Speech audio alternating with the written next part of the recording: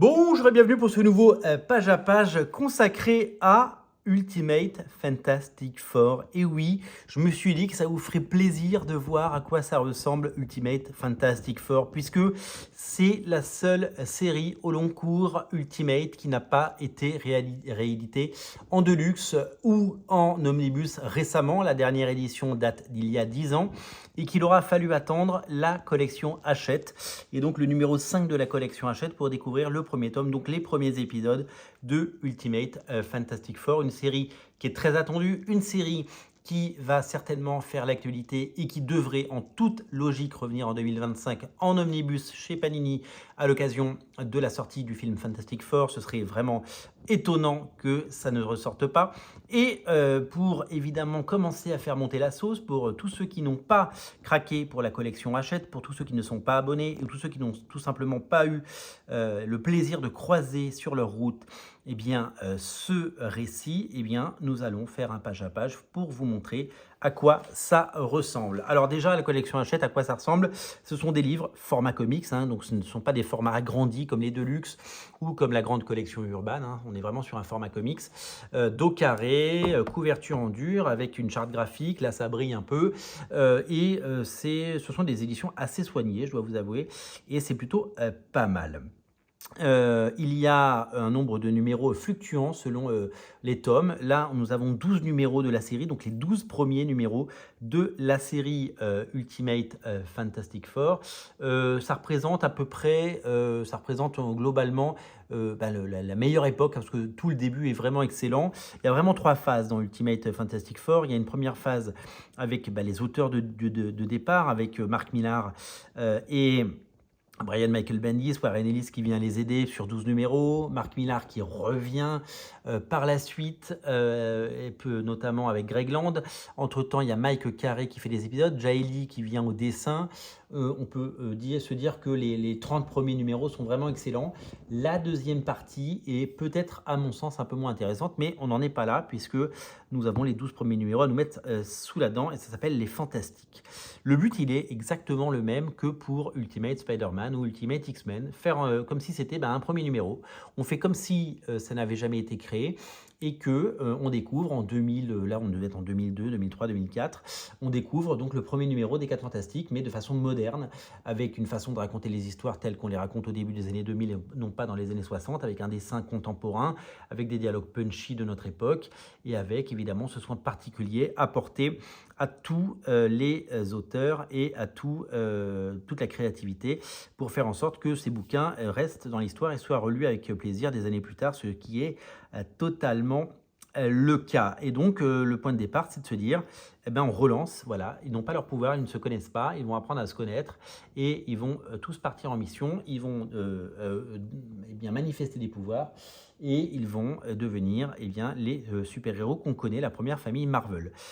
Quelques années plus tôt, Jim Lee avait déjà relancé les 4 Fantastiques avec des nouvelles origines, modernisées, ça avait cartonné, des centaines de milliers d'exemplaires vendus. Une nouvelle fois, ça avait marché puisque je crois que Jim Lee c'était 300 000 exemplaires et que là, le numéro 1 par Mark Millar et Brian Michael Bendis, c'est, je crois, plus de 200 000 exemplaires. Donc, il y a du rédactionnel comme vous pouvez le voir. Et là, on attaque couverture de Brian Hitch, magnifique couverture de Brian Hitch avec le logo de l'époque et la mise en page de l'époque.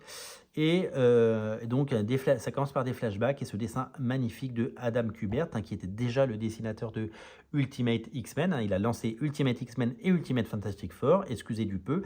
Et donc, on voit Reed Richards enfant, et donc qui est déjà fasciné par les cheveux, et on voit que ce sera un petit génie.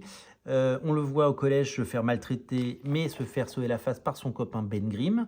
Ça va les lier à tout jamais, bien entendu. Le petit génie et son copain qui fait du football américain, qui est peut-être un peu moins malin, non pas malin, mais un peu moins intelligent, mais qui est un super pote et qui en plus a des gros bras, ce qui permet évidemment de voir ça. Donc là, il y a toute la psychologie du personnage qui apparaît. Donc un garçon introverti, super smart, qui est pas bien dans sa peau et qui a du mal à s'intégrer avec ses parents, avec sa famille et dans les milieux sociaux. Donc là, il crée des choses dans son garage avec Ben Grimm derrière qui qui l'assiste et donc il essaie de faire des expériences et voilà, il est en train de devenir la personne qu'il sera. Il fait sauter les plombs avec ses expériences et il arrive à évidemment eh bien, à ses fins, mais il se fait engueuler parce que il rentre pas dans le moule, on va dire.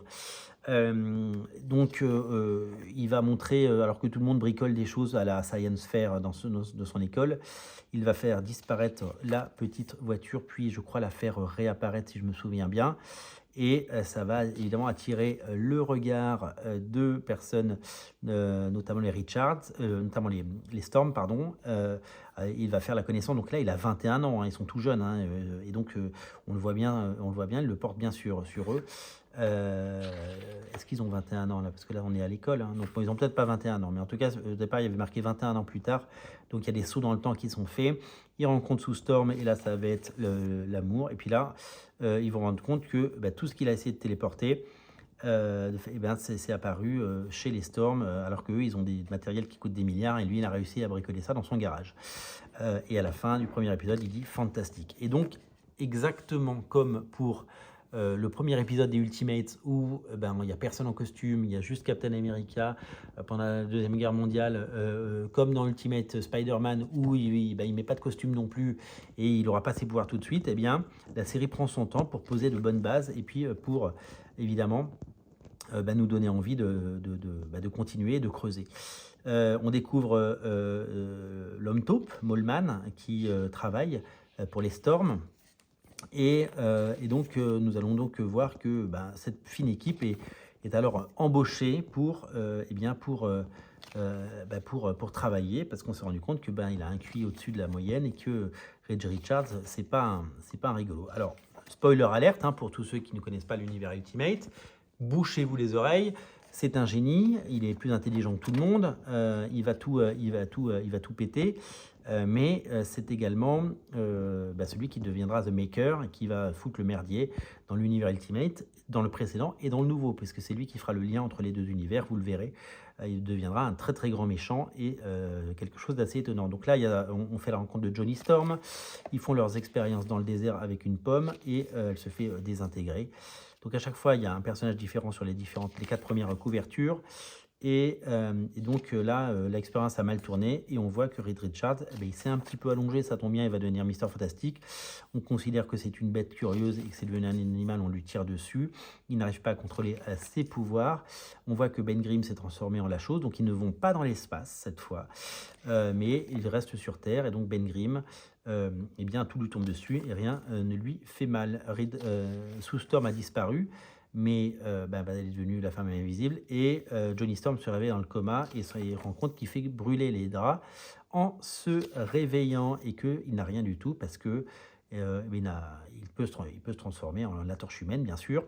Voilà, donc les origines sont vraiment remises au goût du jour. Et là, on se rend compte que Sue Storm a été enlevée et qu'elle peut devenir invisible. Elle a été enlevée par le Moleman qui habite les égouts et qui est vraiment crado. Superbe couverture de Brian Hitch une nouvelle fois, on est déjà à l'épisode 4. Et donc en fait, ces épisodes mettent vraiment bien tous les personnages et puis le dessin de Adam Kubert qui est absolument fabuleux et qui se prête particulièrement à cette série. Honnêtement, si vous n'aimez pas les 4 Fantastiques, alors ça reprend évidemment le premier numéro avec cette attaque de New York et les 4 Fantastiques qui vont évidemment unir leurs forces pour arrêter une menace. Et ils vont devoir commencer à travailler en famille, en équipe et à maîtriser leur pouvoir pour pouvoir arrêter des menaces grandissantes, bien sûr. Donc c'est une vraie relecture du premier numéro de Stan et Jack des années 60 et ça fait super plaisir, bien entendu, comme vous pouvez l'imaginer. Donc énorme récit, énorme première aventure, épique et dantesque, avec, je vous le dis, une qualité graphique absolue et avec, bien entendu, cette force et ce génie de ses talents absolument fabuleux. Alors Adam Kubert ne fait que les 6 premiers numéros, tout comme Brian Michael Bendis et Mark Millar, pardon. Ils ne font que les 6 premiers numéros. les scénaristes s'en vont et c'est Warren Ellis qui arrive à l'épisode numéro 7. Warren Ellis arrive et c'est Stuart Timonen qui a fait des épisodes d'Ultimate X-Men mais très différents et des épisodes de Ultimate Spider-Man très différents. Il aura travaillé sur les 3 séries qui prend la relève. Alors, Stuart Timonen ne fera que 6 numéros et après, c'est à partir du numéro d'après, c'est Adam Kubert qui revient et Warren Ellis reste. Donc là, on a 6 épisodes par Brian Michael Bendis, Mark Millar et Adam Kubert. Puis on a Warren Ellis et Stuart Timonen. Puis on a Warren Ellis et Adam Kubert qui revient pour 6 numéros. Voilà. Et puis après, d'autres talents à venir. Avec des visions apocalyptiques du futur. Un dessin très élégant une nouvelle fois parce qu'Timonen, c'est évidemment gage de qualité. Son style c'est un véritable caméléon. Son style change à chaque projet. Et c'est génial, moi j'adore ce qu'il a fait sur les X-Men de Bendis notamment, c'était fabuleux. Et là on va commencer à faire la connaissance d'un personnage que vous connaissez, le Docteur Doom, dans une version très différente, c'est la version Ultimate, que vous découvrez dans ces pages avec évidemment notamment des jambes comme ça, assez arquées, on dirait un cabri. Et donc voilà, donc ça va être la nouvelle menace. Et donc l'histoire, alors c'est à la fois une double histoire comme beaucoup, comme sur les X-Men, les 4 Fantastiques. C'est autant une histoire de voyage cosmique, d'aventure intergalactique et de danger plus grand que nature, mais c'est aussi des histoires humaines avec des personnages qui sont une famille et qui interagissent entre eux et qui arrivent à cohabiter, ne sont pas toujours d'accord, se disputent, se fâchent et se réconcilient, mais s'aiment avant tout. Et donc, c'est ces moments absolument fabuleux de dialogue et de scènes de vie qui font que ces personnages sont attachants. Et donc, à chaque fois qu'ils sont ensemble, eh bien, il va y avoir des menaces grandissantes. Et là, c'est Docteur Doom qui lance ses bots et qui attaque. Et donc, il va évidemment falloir réagir. Et il va évidemment falloir s'organiser pour que cela ne se reproduise pas. Le dessin est vraiment soigné, comme vous pouvez le voir ici. C'est dans la continuité graphique, évidemment, même si le style est très très différent de celui d'Adam Kubert. On a vraiment le top du niveau des artistes possibles. Et cette série, en tout cas dans ses au moins 2 premières années, compte un nombre incalculable de talents et de gens qui ont œuvré pour faire de cette série quelque chose d'à la fois épique et cultissime. Donc voilà, donc cette première confrontation contre Doom semble tourner à l'avantage de Doom, mais Reed Richards est à la fois un savant et un combattant. Ce dessin est diabolique. C'est une version du Docteur Doom qu'on aime ou qu'on n'aime pas. Moi, je la trouve assez fascinante parce qu'on est dans l'univers Ultimate, donc on n'est pas obligé d'avoir exactement la même version. Et donc, regardez-moi ça, c'est tout simplement génial. L'union des forces fait la force et les 4 Fantastiques vont réussir à déjouer cette menace qui, bien entendu, ne sera pas terminée puisque on retrouvera le personnage plus tard. Un petit peu de bonus pour finir et bien sûr à la fin, toujours des dorures et le prix de 15,99 €. Voilà, donc ça vous le trouvez encore dans les kiosques, vous le trouverez encore dans les kiosques ou dans les hypermarchés qui vendent qui ont un rayon presse. Vous le trouvez sur abonnement si vous vous abonnez dès le premier numéro. Dès le numéro 5, vous aurez ce premier numéro. Donc à la collection Hachette, vous allez sur le site d'Hachette Collection et vous pouvez très facilement vous abonner. Et sinon, vous pouvez également, et ça c'est super cool, vous pouvez aller du côté attendre et peut-être qu'ils apparaîtront sur le site d'Hachette dans les prochains mois pour pouvoir compléter les collections de ceux qui ont besoin qui ne souhaitent que prendre cette série parce qu'ils auront peut-être les autres dans d'autres collections chez Panini. En tout cas, c'est un véritable plaisir d'avoir déroulé ces épisodes plein de nostalgie et de talent avec vous et j'espère que cette série vous donnera envie d'en lire plus. Je vous dis, il y aura peut-être, on croise les doigts, quelque chose du côté de Panini l'année prochaine. En tout cas, c'est un pari qu'on est prêt à faire et sinon, vous pouvez dès à présent le lire dans cette collection. Bien entendu, je vous dis à très bientôt et on se retrouve pour un autre page à page très très vite. N'oubliez pas de vous abonner à Radio Comics pour rejoindre cette grande famille et ne rater aucun épisode. Salut!